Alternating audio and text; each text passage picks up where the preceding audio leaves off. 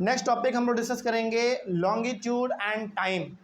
इसमें हम लोग लॉन्गिट्यूड और टाइम के बारे में बात करेंगे। पिछले वाले क्लास में हम लोगों ने जो पढ़ा, क्या उसमें किसी को भी किसी प्रकार का कोई डाउट है? चले, कोई डाउट नहीं है तो बहुत अच्छी बात है। हम लोग अपने इस चैप्टर को आगे बढ़ाएंगे और नए टॉपिक को शुरू करेंगे। आज टॉपिक का नाम होगा हमारा लॉन्गिट्यूड एंड टाइम। तो ध्यान से इसको आप सुनते चलेंगे बस, ठीक है ना। और सब पॉइंट इसमें बहुत इंपॉर्टेंट लिखा हुआ है। देखिए, सबसे पहला इसमें पॉइंट लिखा हुआ है कि the best means of measuring time is by the movement of the earth, the moon and the planet. देखिए, टाइम को मेजर करने का सबसे बढ़िया तरीका, यानी कि टाइम को पता करने का सबसे बढ़िया तरीका क्या होता है? धरती के मूवमेंट को देखना, मून के मूवमेंट को देखना और प्लैनेट के मूवमेंट को देखना। जैसे पुराने लोग समय कभी भी घड़ी देखकर नहीं बताते थे, वो सूरज को एक बार देखते थे और सूरज को देखकर बता देते थे कि अभी समय कितना हो रहा है। बिल्कुल, आज हम लोगों को समय देखना होता है तो क्या हम लोग सूरज की तरफ देखते हैं या घड़ी की तरफ देखते हैं? घड़ी की तरफ देखते हैं। क्यों? क्योंकि हम लोगों को उतना अनुभव नहीं है। लेकिन आज भी जो गांव के बड़े बुजुर्ग लोग हैं, जो पुराने लोग हैं, वो आज भी घड़ी देखने से पहले वो सूरज की ओर देखते हैं, यानी कि वो सनलाइट देखते हैं कि आखिर सूरज अभी कितना दूर गया है, उसी को देखकर वो सही घड़ी का पता बता देते हैं। तो पहले के लोग जो हैं, घड़ी का यानी कि पहले के लोग समय का पता लगाते थे सन को देखकर, मून को देखकर, इन सब को देखकर वो लोग समय का पता बता देते थे आराम से, कोई दिक्कत नहीं होता था। Earlier the sun is the best time keeper throughout the world. Time can be recognised by the shadow cast by the sun, which is the shortest at noon and longest at sunrise and sunset। अब जरा यहाँ पे देखिए, बहुत लंबे समय से लोगों ने समय का पता लगाया है केवल और केवल किस चीज़ को देखकर? सन को देखकर, बहुत लंबे समय से। और आज भी गांव में कुछ बड़े ऐसे लोग हैं, बड़े बुजुर्ग लोग हैं, जो पुराने लोग हैं, वो आज भी समय का पता सन को देखकर ही पता कर लेते हैं कि एग्जैक्ट तो नहीं, लेकिन अनुमान लगा लेते हैं कि कितना समय भी बज रहा होगा, ठीक ना। और बेसिकली वो पता कैसे लगाते हैं? सूरज को देखकर नहीं, सूरज के रोशनी को देखकर कि वो परछाई कितने दूर तक बना रहा है, इसको देखकर। और वो लोग ये ऐसे पता लगाते थे कि यदि हमारे सर के जस्ट ऊपर यदि सूरज है तो 12 बज रहा है, ठीक है। और यदि सूरज अभी उग ही रहा है तो 5 या 6 बज रहा होगा। और यदि सूरज डूब रहा है तो भी 5 या फिर 6 ही बज रहा होगा। तो इस तरीके से वो लोग घड़ी का अंदाज़ा लगा लेते थे समय का, ठीक है। आगे कहने का मतलब ये होगा कि जस्ट सर के ऊपर यदि सूरज है तो 12 बज रहा होगा, और यदि अभी सूरज उग ही रहा है और सन दिख गया तो पक्का या तो 5 या फिर 6 के बीच में समय होगा। और यदि सूरज डूब रहा है तो पक्का वो भी समय हमारा 5 और 6 के बीच में ही होगा, ठीक है ना। क्या 7 बजे आपको सूरज दिखता है? क्या 7 बजे उजाला तो होता है, लेकिन क्या सूरज दिखता है आपको? नहीं, वो डूब चुका होता है, ठीक है ना। खैर, आगे बढ़ते हैं। तो पहले के लोग सूरज को देखकर ही समय का पता लगा लेते थे। आगे, When the prime meridian of Greenwich, अब आपको समझ में आ रहा होगा कि प्राइम मेरिडियन क्या है और ग्रीनविच क्या है। ग्रीनविच बेसिकली हमारा एक जगह था, याद कीजिए, और इसी जगह से होकर हमारा क्या गुजरता था? प्राइम मेरिडियन गुजरता था। तो when the prime meridian of Greenwich has the sun at the highest point in the sky, all the places along this meridian will have midday or noon। कहने का मतलब यहाँ पे यह है कि ऐसा माना गया है कि यदि हमारा सन बिल्कुल प्राइम मेरिडियन के ऊपर है, मतलब ऐसे समझिए, यदि हमारा सन प्राइम मेरिडियन के आसपास है तो हर जगह पर जो वो समय होगा वो कितना होगा? मिड डे, मतलब कि लगभग 12 बज रहा होगा। ऐसे आप समझ सकते हैं इसको कि यदि हमारा प्राइम मेरिडियन के आसपास हमारा सूरज है, इसका मतलब है कि हर जगह पर समय कितना हो रहा होगा? लगभग 12 बज रहा होगा, यानी कि मिड डे और नून भी आप इसको कह सकते हैं कि लगभग 12 बज रहा होगा, ठीक है। आगे, those places east of Greenwich will be ahead of Greenwich time and those place west of Greenwich will be behind of Greenwich time. मतलब जो जगह ग्रीनविच से ईस्ट की ओर है वो हमेशा ग्रीनविच के टाइम से आगे रहेगा। मतलब कि ग्रीनविच के जगह पर जो भी समय हो रहा हो उस समय से वो हमेशा क्या रहेगा? आगे रहेगा। लेकिन कौन सा जगह? जो ग्रीनविच से किधर है? ईस्ट की ओर है।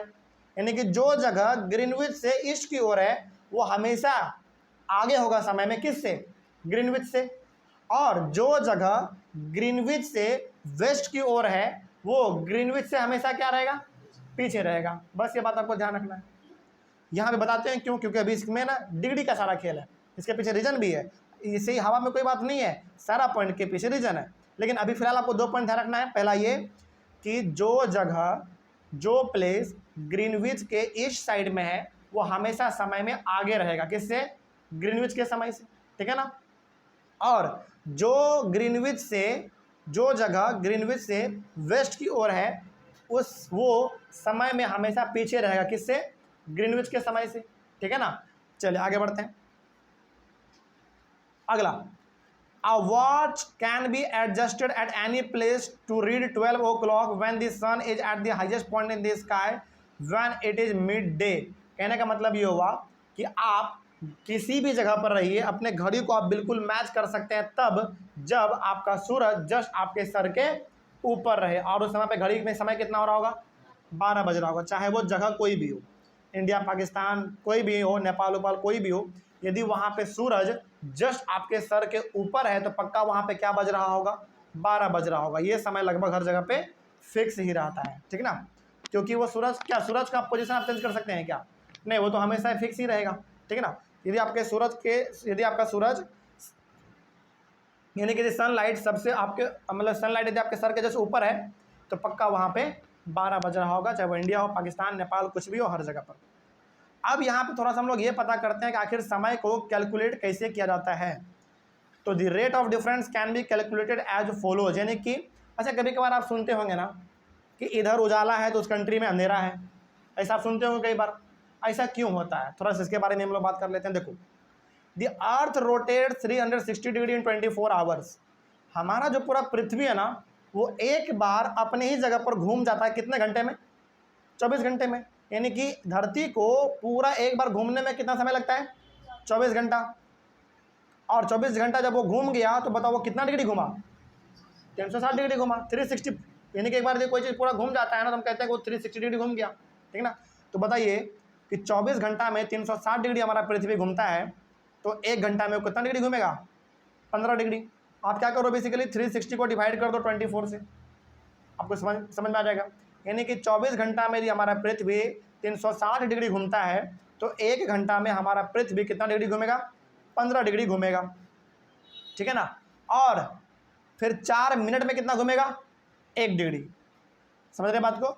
मतलब कि आप इसको ऐसे समझिए, 24 घंटा में 360 डिग्री घूमता है, 1 घंटा में 15 डिग्री घूमता है, और 4 मिनट में 1 डिग्री घूमता है हमारा पृथ्वी, ठीक है ना। यह बात आपको ध्यान रखना है।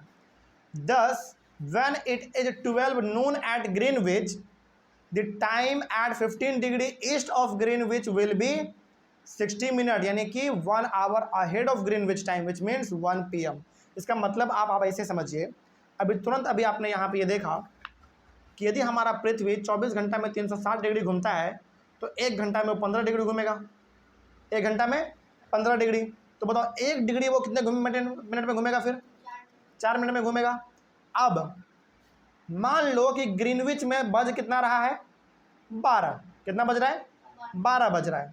तो ग्रीनविच से जो 15 डिग्री ईस्ट की ओर होगा वहां पे फिर समय कितना होगा? इसको आप ऐसे कैलकुलेट कर सकते हो, कैलकुलेट आप इसको ऐसे कर सकते हो। मतलब आपसे बोला जा रहा है कि देखो ग्रीनविच में ना 12 बज रहा है, तो बताओ ग्रीनविच से 15 डिग्री दूर जो हमारा जगह होगा ईस्ट की ओर, वहां पे समय कितना हो रहा होगा?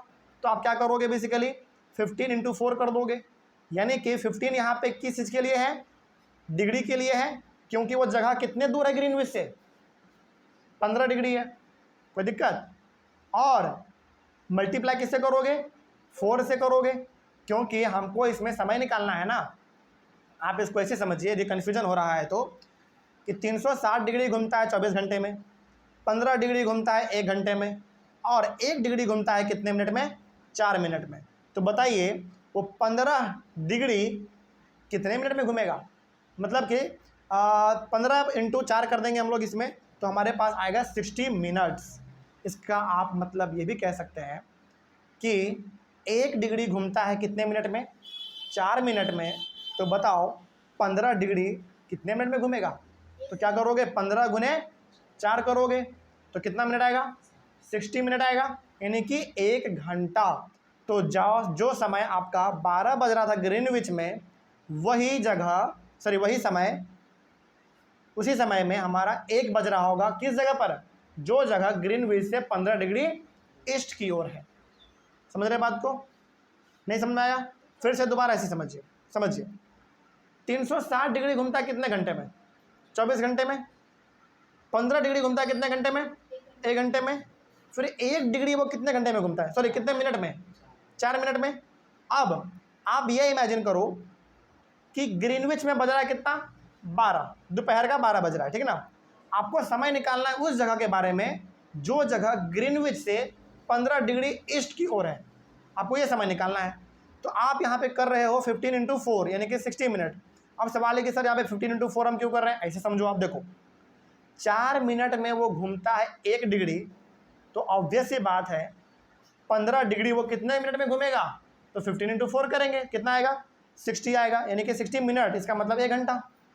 इसका मतलब आप यहाँ पे ये भी कह सकते हैं कि ग्रीनविच में यदि 1 बज रहा है, मतलब ग्रीनविच में यदि 12 बज रहा है, तो वो जगह जो कि ग्रीनविच से 15 डिग्री ईस्ट की ओर है, वहाँ पे समय कितना हो रहा होगा?